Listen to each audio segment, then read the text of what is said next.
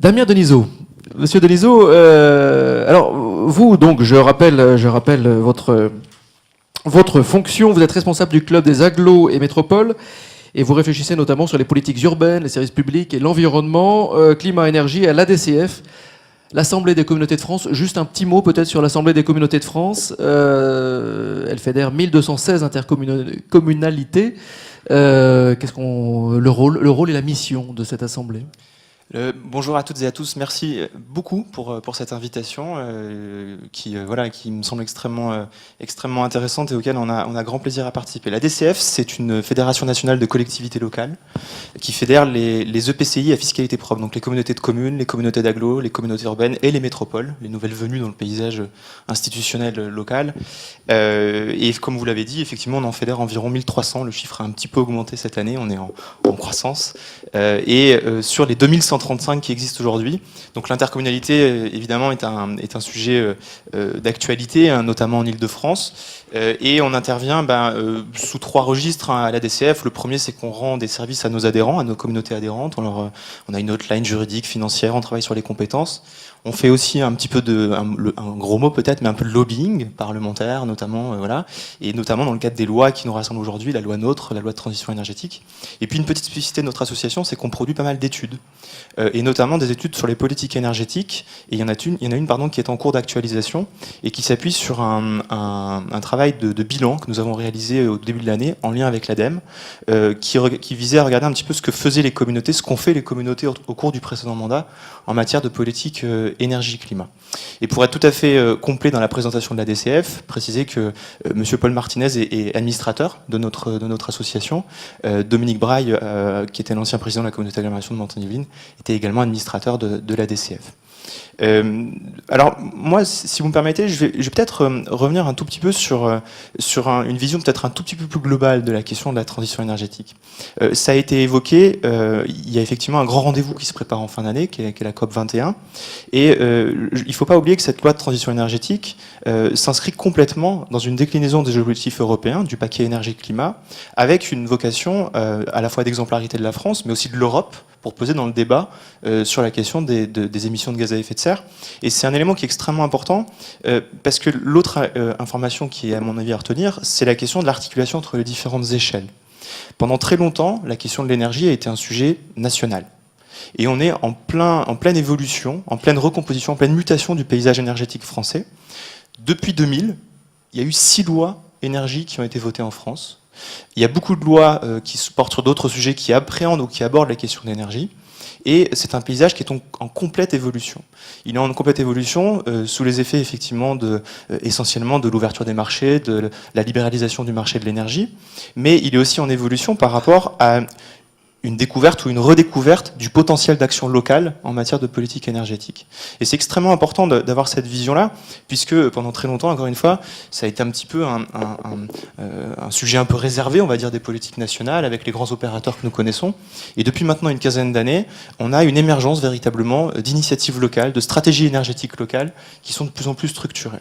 Depuis 2005 est la loi de programmation sur les orientations de la politique énergétique, la loi POP, qui a introduit le concept de la maîtrise de la demande en énergie, conférait d'ailleurs une compétence aux communautés dès cette époque-là. On a vu poindre et se développer et monter en maturité beaucoup de stratégies locales de politique énergétique. La première communauté d'agglomération, par exemple, à s'être dotée d'un PCET, bien avant la loi Grenelle, en 2005, c'était la communauté d'agglomération de Grenoble. Voilà. Et depuis, beaucoup de communautés ont bâti des stratégies énergétiques. Et l'autre élément qu'il faut bien avoir à l'esprit, qui est une spécificité de ces politiques énergétiques, ce sont des politiques quantifiées. On a des objectifs de réduction européens, imputés par chaque pays. Et les PCET, puisque c'est vraiment là la logique de planification qui est saisie par les communautés, par le bloc local, commune-communauté, devra lui aussi, effectivement, se poser des questions d'objectifs de réduction des émissions de gaz à effet de serre, de production d'ENR, et de réduction des consommations énergétiques. Et juste un petit mot par rapport au travail de prospective qui a été fait tout à l'heure, que moi j'ai trouvé absolument passionnant.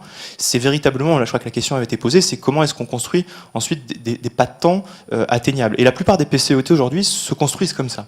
C'est-à-dire qu'ils se fixent des objectifs à 2030, 2040, 2050, mais ils disent, voilà, en 2020, où est-ce qu'il faut qu'on en soit, en 2025, où est-ce qu'il faut qu'on en soit, etc. Et ça, c'est un élément qui est extrêmement important. Donc un des éléments extrêmement forts, c'est que donc c'était un sujet plutôt national, sauf que, depuis 1906, loi quand même assez ancienne, la propriété des réseaux de distribution basse et moyenne tension pour l'électricité, basse et moyenne pression pour le gaz, est la propriété des communes. Donc c'est un service public local que la distribution de l'énergie.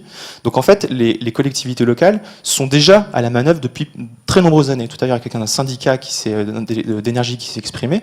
Les syndicats font souvent office d'autorité organisatrice de la distribution de l'énergie, en lien avec les opérateurs nationaux, principalement ERDF, en ce qui concerne les syndicats. Mais il faut bien voir qu'il y avait malgré tout des réelles capacités d'agir pour les collectivités locales, plutôt via les réseaux. Et maintenant, on monte en puissance plutôt sur la MDE, sur les questions d'efficacité, sur ces questions-là. L'autre élément de la loi qui est intéressant, c'est cette question d'articulation d'échelle sur laquelle j'étais tout à l'heure. La loi, je vous l'ai dit, elle appréhende des objectifs européens. Et ensuite, il y a un dispositif qui est en cours de réalisation, qui est l'établissement d'une stratégie nationale bas carbone, qui elle aussi d'ailleurs va se décliner autour de budgets carbone qui seront sur des pas de temps de 3 ans, puis 5 ans et 5 ans, avec des différentes approches thématiques qui étaient évoquées tout à l'heure, sur l'industrie, sur l'agriculture, etc. Cette stratégie nationale bas carbone devra alimenter elle-même une programmation pluriannuelle de l'énergie, qui devra elle-même venir alimenter les schémas régionaux climat-air-énergie, et les plans climat-énergie territoriaux qui arrivent un petit peu en bout de chaîne sur les territoires devront être compatibles avec les schémas régionaux. Alors ça donne, et ça dresse un tableau très planificateur, on va dire, de la politique énergétique, mais ce qui est intéressant de notre point de vue, c'est vraiment cette logique d'articulation des échelles. Et on espère très sincèrement que ce ne sera pas une articulation uniquement descendante, un peu en cascade, mais que les stratégies locales pourront aussi venir alimenter la stratégie nationale bas carbone, la programmation pluriannuelle de l'énergie. Et d'ailleurs, on y participe très activement à l'échelle nationale pour faire valoir un peu les potentiels justement d'action locale. Cette question de l'articulation des échelles va poser un sujet très très important, qui est la question de comment est-ce qu'on fait dialoguer ces différents documents entre eux. Et un autre sujet qui était plutôt là dans le cadre de la loi NOTRe, c'est la fabrication d'un couple, on va dire, région-intercommunalité aujourd'hui, qui se décline sur le plan déchets, qui se décline sur le SRADET, le schéma régional d'aménagement du territoire, qui se décline sur les politiques climat-énergie. Et actuellement, on n'a pas d'outils véritablement matures pour faire de l'interfaçage entre ces deux stratégies-là. On n'a pas d'observation partagée, on n'a pas de base de données partagée, et c'est vraiment un défi qu'on va devoir relever dans les quelques années à venir. Pour redescendre un petit peu sur la question des PCAET, donc véritablement ces plans climat, air, énergie territoriaux que le directeur de la DRIE évoquait tout à l'heure. Alors la loi de transition énergétique apporte une petite nouveauté, puisque depuis la loi Grenelle, toutes les collectivités locales de plus de 50 000 habitants, qu'on appelle des collectivités obligées, devaient réaliser un PCET. Il n'y avait pas encore le A, ça a été rappelé tout à l'heure, donc les questions de l'air. Et ça générait, quelquefois, au mieux des convergences, quelquefois un petit peu des dissensus. On pouvait avoir, habitant d'une ville de plus de 50 000 habitants, un PCET à l'échelle de la commune, à l'échelle de l'intercommunalité, du département et de la région. La loi dit, on va essayer de rationaliser un tout petit peu ça, et désormais les PCET, ce seront les intercos qui devront les réaliser.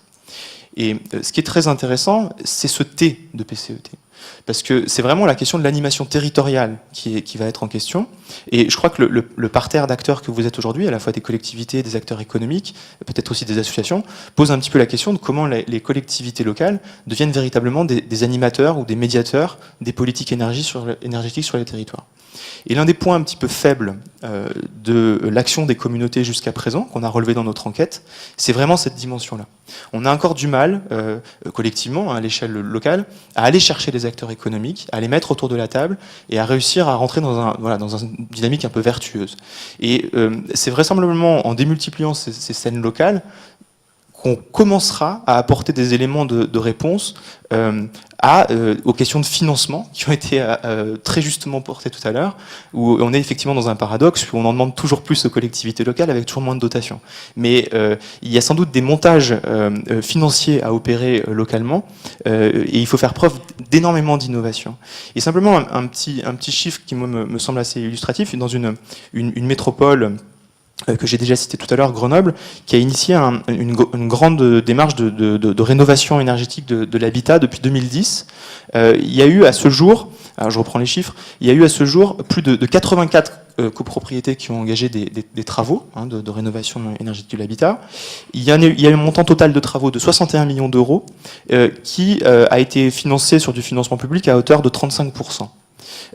Pour réduire véritablement l'autofinancement des ménages, a été fait recours aussi à tout un dispositif qu'on appelle de tiers financement, hein, avec des portages extrêmement complexes en termes d'ingénierie financière, économique. Donc recours à des produits bancaires à taux préférentiels, recours aussi bien entendu et information sur toute la défiscalisation, hein, sur les crédits d'impôt, etc. Et on voit bien que dans cette configuration-là, et j'oublie bien entendu, également des acteurs économiques qui ont cofinancé les études préalables à la mise en œuvre de cette plateforme, hein. Notamment, bien entendu, les fournisseurs d'énergie, EDF, GDF, les fournisseurs alternatifs, mais aussi, effectivement, les chambres de commerce et d'industrie, les chambres de l'artisanat, qui ont bien vu là le potentiel de création de valeur économique sur les territoires, qui a été évoqué tout à l'heure, dans l'accompagnement et la qualification des acteurs du bâtiment. Donc, il y a beaucoup de choses à faire localement, beaucoup d'initiatives à porter. Et un dernier petit point, je ne sais pas du coup s'il me reste une. C'est le dernier petit point. Un dernier petit point auquel j'aimerais beaucoup vous sensibiliser, mais ça a été un petit peu évoqué dans la vision prospective tout à l'heure, qui est aussi un peu un point faible des stratégies locales, hein, portées par les collectivités, c'est les questions d'adaptation au changement climatique. On est très bon dans l'atténuation, je crois. Les collectivités locales prennent vraiment toute leur part à travers le déploiement de réseaux de transport en commun efficaces qui permettent de stabiliser, voire de rabattre sur des parts modales davantage vertueuses en termes d'émissions. On fait beaucoup d'actions sur de la production d'énergie, on accompagne vraiment dans ce cas-là. En revanche, sur les questions d'adaptation au changement climatique, c'est-à-dire comment se préparer à ce qui est, grosso modo, une évolution un peu inaltérable, hein. Tout à l'heure, on évoquait la question du risque d'inondation, on évoquait ce sujet-là, ou du réchauffement plus global. Comment est-ce qu'on s'y prépare? Et là, on a repéré quelques initiatives extrêmement intéressantes, notamment chez nos amis des Outre-mer, avec des hausses du niveau de la mer qui viennent saliniser les nappes phréatiques et qui du coup posent des vrais problèmes d'accès à l'eau potable, etc.